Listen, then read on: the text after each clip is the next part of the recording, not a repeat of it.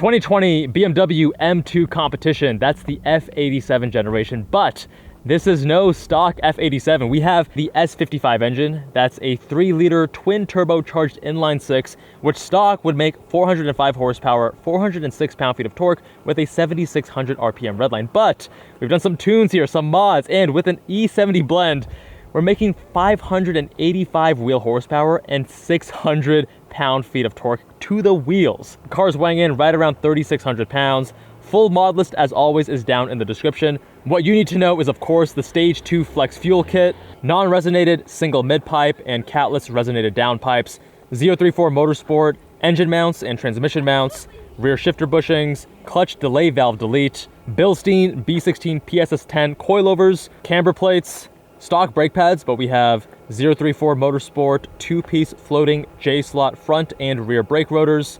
In terms of wheels and tires, we have Titan 7 TS5 in satin black, 19 by 9.5 in the front, 19 by 10.5 in the rear, wrapped in Michelin PS4S rubber, 265 section width front and 295 in the back. Getting into the interior, the F87 interior, a familiar place to be.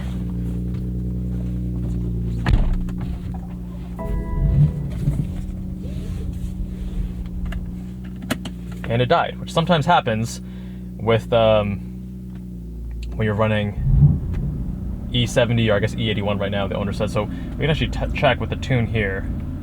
Hold this down, and we're running right around E81. That's 81% ethanol content.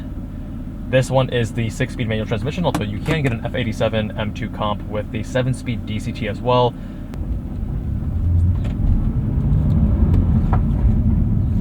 We're going to set this drive mode into M1, which is Sport Plus, and actually we do M2. It's going to be the same thing but in MDM mode, because the traction can be otherwise too intrusive. Oh, all right, already feeling the rear wanting to rotate mid-corner, the throttle application, and there too. Jeez. This thing has so much power. Wow, that's actually really interesting. I can find the point right where I get a bit of rotation, 3 corners back there. That is really easy to approach. Very long throws to this rubbery 6-speed manual transmission in, of course, BMW fashion. You see a BMW manual transmission, you expect it to feel kind of rubbery. This has a very long throw between gates though. Holy power, Batman. Very much traction limited. You have to be mindful with this car. Now keep in mind, there is going to be lag even stock, but then you start tuning this, it's going to have even more lag. And with a 6-speed manual transmission, as you shift slower than a DCT, and you have longer gear ratios compared to the 7-speed DCT with more gears, you can have the gears tighter spaced. You're more likely to get out of boost versus if you had the 7-speed DCT. Thank you, sir.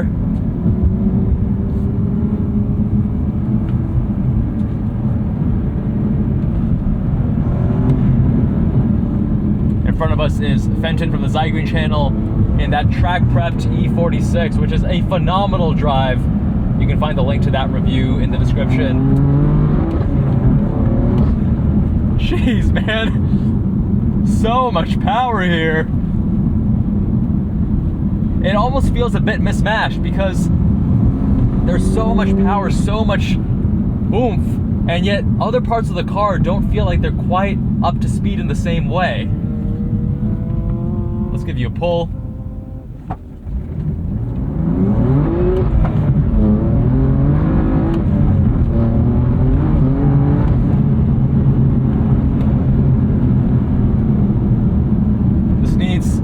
Wider section width and stickier rubber all around, especially in the rear.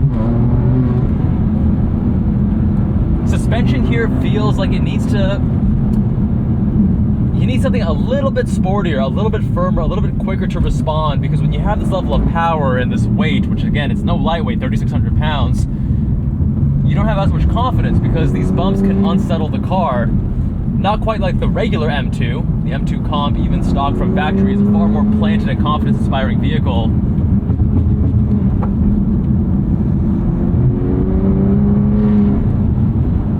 But having sharper, more immediate response with the suspension would give a lot more confidence as you drive this car.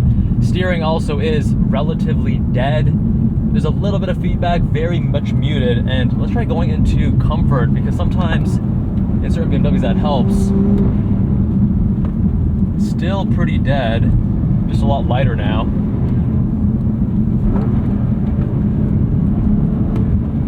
Sport seems to be a good medium where you have a little bit more weight. Oh, yep.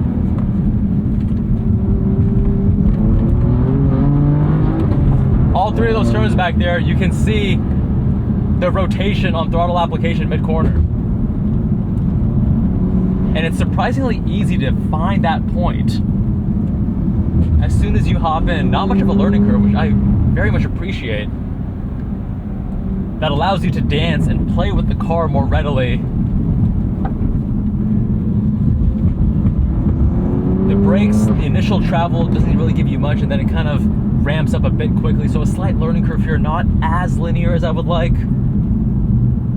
but you do get used to it, and you can get comfortable with it pretty quickly.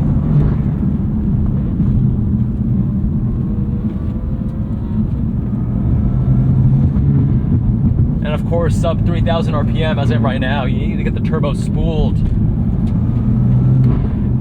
This is not a naturally aspirated engine. This is a heavily boosted engine.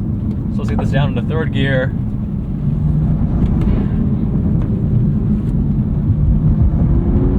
Oh man, you can find that rotation point corner after corner on the street, which is intoxicating.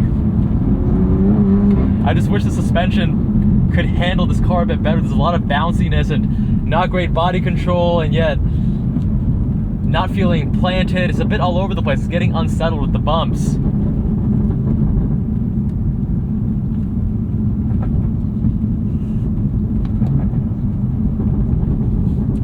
And that's surprising to me, the level of approachability of rotation mid-corner, because normally when you have a car with a lot of power and a turbocharged engine, what you're concerned by is that you're not going to have the immediate control and that razor sharp precision of controlling the rear end with the throttle. But here, it's actually not bad at all once the turbos are spooled. So people oftentimes confuse turbo lag with turbos that simply haven't reached boost threshold. So once you reach boost threshold, you're not having significant lag here. You're able to modulate it relatively well. Again, this is a turbocharged engine, not naturally aspirated. But obviously when you're down below boost threshold, you're not gonna have immediacy to the throttle. You are gonna take a while to spool those turbos up. You know, you have to be patient with the throttle here. You get too aggressive on it, you just lose the rear end so quickly.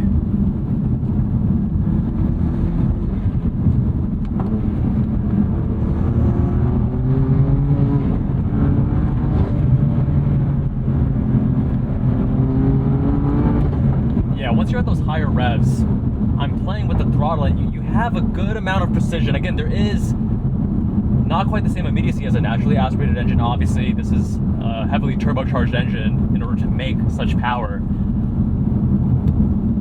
So maybe part of the ability to actually dance and get to that razor edge on these corners is that you have a wider window.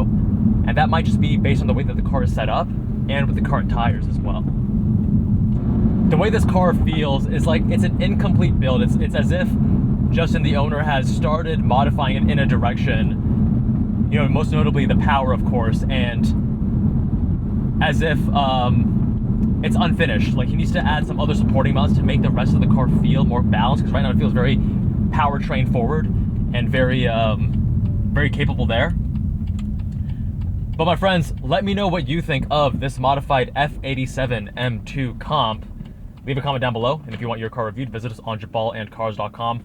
Fill out the form on the homepage. Much love, my friends, and I'll see you all in that next one.